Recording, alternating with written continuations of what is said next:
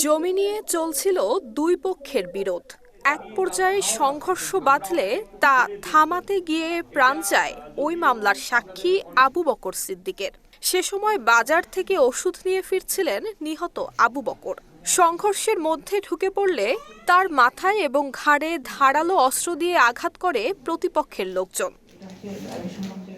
গুরুতর আহত অবস্থায় স্থানীয় স্বাস্থ্য কমপ্লেক্সে নিয়ে গেলে কর্তব্যরত চিকিৎসক আবু বকরকে মৃত ঘোষণা করেন। সিল্কোর সিল্ক অ্যান্ড শাইন, যাতে আছে আর্গান অয়েল ও ওট প্রোটিনের গুডনেস, যা আপনার চুলকে রাখে হেলদি অ্যান্ড শাইনিং। স্থানীয় সূত্রে জানা গেছে, দীর্ঘদিন ধরে দুই প্রতিবেশীর মধ্যে জমি নিয়ে বিরোধ চলছিল। এই সংক্রান্ত একটি মামলাও হয়েছিল আদালতে, আর সেই মামলার সাক্ষী হয়েছিলেন আবু বকর। সাক্ষী হওয়াই যেন কাল হলো।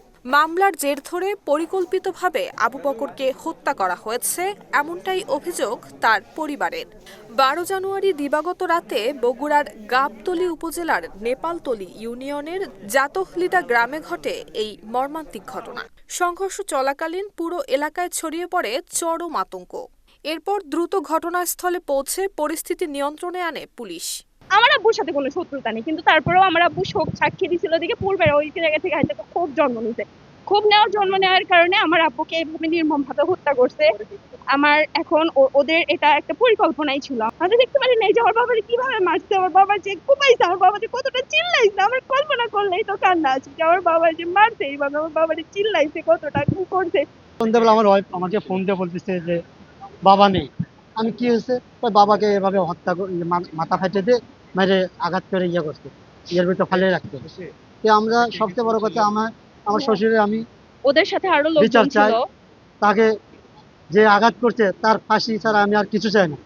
ওই যে ওখানে যায়নি, তুলে নিয়ে গেছে, জায়গা থেকে তুলে নিয়ে গেছে, আমরা তাও জানি না। কিন্তু ওই লাশ পাওয়া গেছে ওই বাবুলের আর পিছনে। হ্যাঁ, সর্বোচ্চ বিচার চাই। আর ওদের তো যাদের সাথে মারামারি, খালি মেয়েদের সাথে মারামারি, ছেলেরা কেউ ছিল না। নুসরাত জাহান মেহেক, ঢাকা পোস্ট।